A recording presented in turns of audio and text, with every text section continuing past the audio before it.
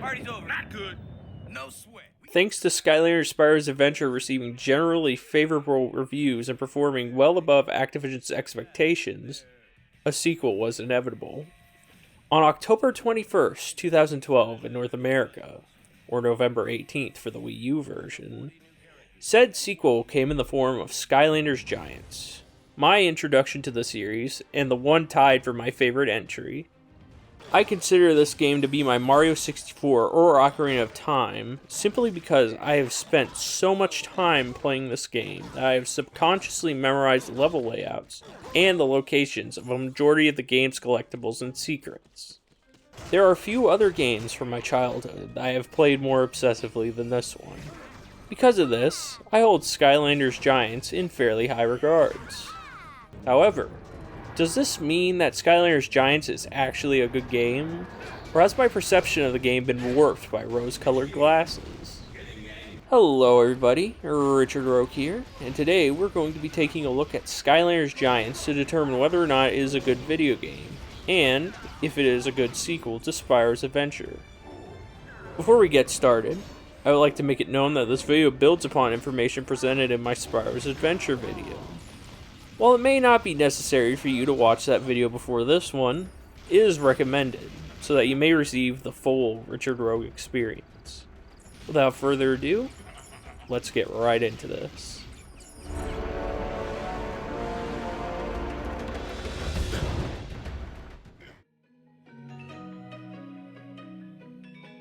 In Skylanders Giants, Chaos has returned from his exile to Earth at the end of the previous game, via a portal of power. Upon his arrival, he acquires an Archean Concretron, a giant robot, which he plans to use to find the Iron Fist of Arceus, an item that will allow for him to command an army of robots known as the Archeans and use them to conquer Skylands. Now it's up to the player, aka the Portal Master, to send their Skylanders and the recently rediscovered Giants, massive Skylanders that fought and defeated the Archeans in an epic battle thousands of years ago, to stop Chaos before it's too late. Like the first game, the story is simple, and it gives an in-universe explanation as to why the figures exist. All in all, it is a good Skylanders story.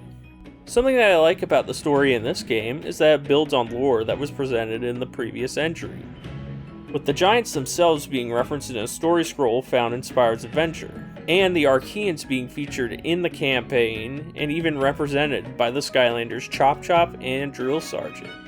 Once again, it goes to show how much Toys for Bob cares about the series, and that they want to build a fun and interesting world for players to explore. Speaking of building things, Skylanders Giants introduces 16 new characters to the roster for players to collect and play as. 8 Giants and 8 standard figures, or core characters as they're called. Just like the original 32, they are all fully voiced and have their own unique movesets that they can use to decimate the opposition. My favorite Giant has to be Bouncer, because he blasts his enemies using finger guns, while my favorite new core character is Pop Fizz, because of his fun beast mode mechanic that allows him to transform and tear his enemies to shreds. Anyways, it's safe to say that most of the new characters are top-notch additions to the roster that add more variety to the game. However, the character selection is the only thing that has been added onto. So let's take a look at what else makes up what already seems to be an epic sequel.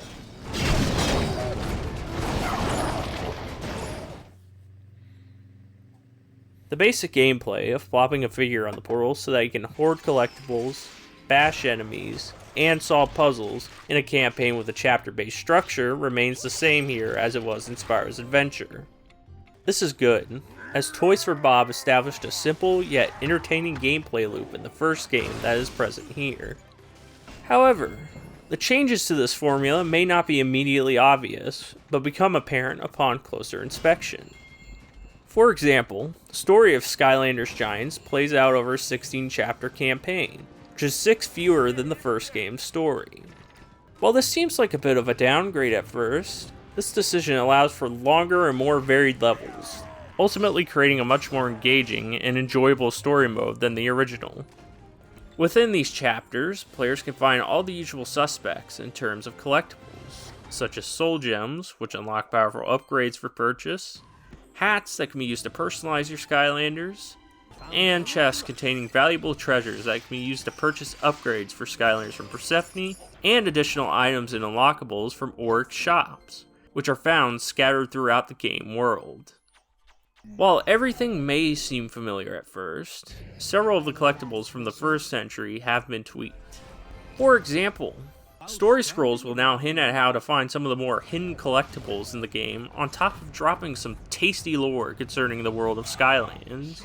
The legendary treasures that can be found will not only give the player some gold, but can also be used to customize the Dread Yacht, a cursed airship that serves as this game's hub.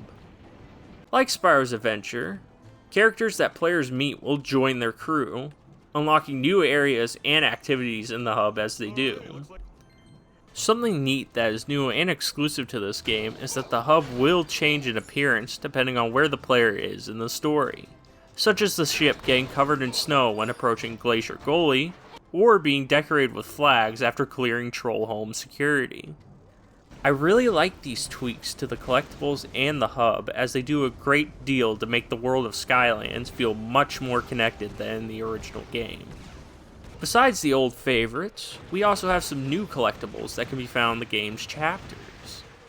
One of these are the Luckatron wheels, which can be inserted into the Luckatron back in the hub to grant all of your Skylanders passive boost, such as increased treasure value and increased EXP gain. The other collectible, which is technically new on the block, are the Winged Sapphires. Each one collected grants a 2% discount on the price of upgrades for all Skylanders, so be sure to hoover up any that you come across. I feel that these collectibles are solid additions to the levels, as not only do they do stuff that the player would actually want to benefit from, but they also help to fill up the now larger levels. Speaking of filling up levels, there are a few new distractions that can be found within them that come in the form of Sky Stones and Feats of Strength. Sky Stones is a brand new minigame that gets introduced to the player in Chapter 4, Cutthroat Carnival. In it, you play against a computer-controlled opponent, taking turns placing stones on a 3x3 grid. If a stone gets placed next to another stone, and it has more blades on the side parallel to the existing stone, the player or CPU takes control of the existing stone. Control the most stones by the time the board is filled up, and you win. While it is a very simple game, it's a fun little distraction that spices up the gameplay. You can also collect more Sky Stones by beating opponents and purchasing them from shops, giving players something else to collect if they so please. Moving on, we have Feats of Strength. Feats of Strength are events where your giant Skylanders perform actions such as pulling an island closer using a chain, or knocking down a stone tower to gain access to a collectible. These Feats of Strength are arguably the weakest addition to the game, as they literally do nothing but try to justify the existence of the new, more expensive than core character figures, the Giants. Now, while this may seem to make the Giants out to be nothing more than an excuse to charge more for some of the new figures, which it is, that doesn't mean that Giants don't bring anything new in terms of gameplay to the table. For starters, Giant Skylanders are significantly more powerful than your standard Skylanders, with each of them being able to dish out and take more damage than any of the core characters up to this point in the series. Giant Skylanders are also able to defeat smaller enemies by simply trampling them, and can even break down walls that can normally only be destroyed using bombs, as well as bust through cracked floors to find more secrets. All in all, Toys for Bob has done a fantastic job here demonstrating that the Giants are indeed a force to be reckoned with.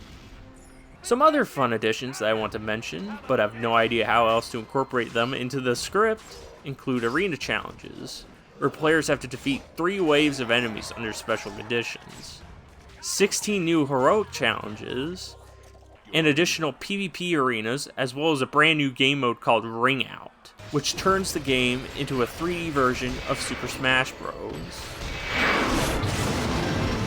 All in all, the sequel to Spyro's Adventure is chock full of new additions that improve upon the foundation that Toys for Bob laid in 2011.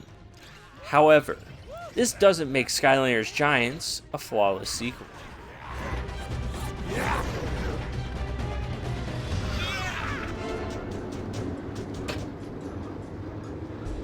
While Skylanders Giants is definitely an improvement, it still has a few issues. For example, the new toys look way better than the old ones, with them sporting cleaner paint jobs, interesting poses, hell, some of them even light up when you place them on the portal.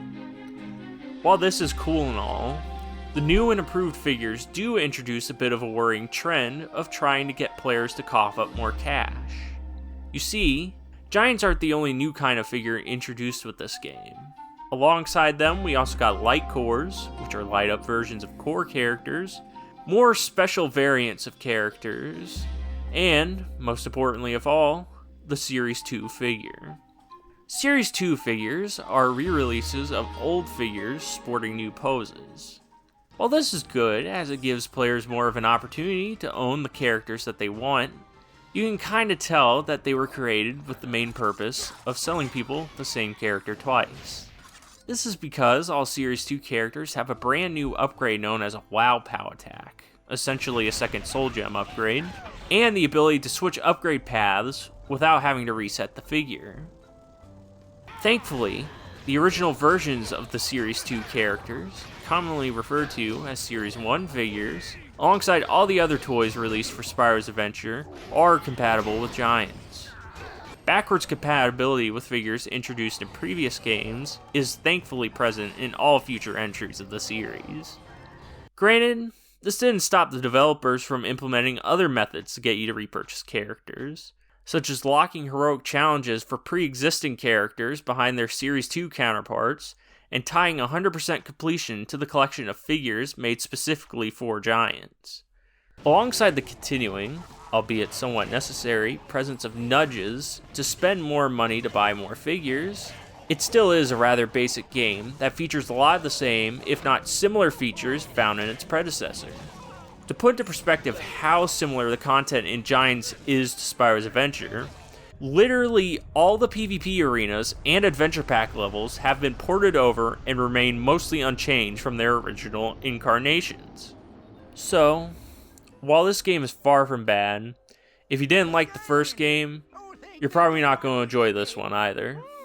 And you came just in time. Name's Haldor. Can you believe this here icy wasteland used to be a sunny... Armed and dangerous. Skylanders Giants may still carry with it some of the flaws of its predecessor in the form of nudges to get players to buy more toys, and by carrying over a lot of the DNA from Spyro's Adventure. I do feel that Giants is still an improvement over the original game though. Besides the feats of strength, all the additions such as Sky Stones and most of the new Skylanders, Giants included, feel like meaningful additions that build upon what the first game brought to the table. Combine this with the trimming of the fat from the campaign, and I feel that what we have here is both a good sequel and a good video game in its own right. This is Richard Rogue, signing off. Thanks for watching, and have a good one, everybody.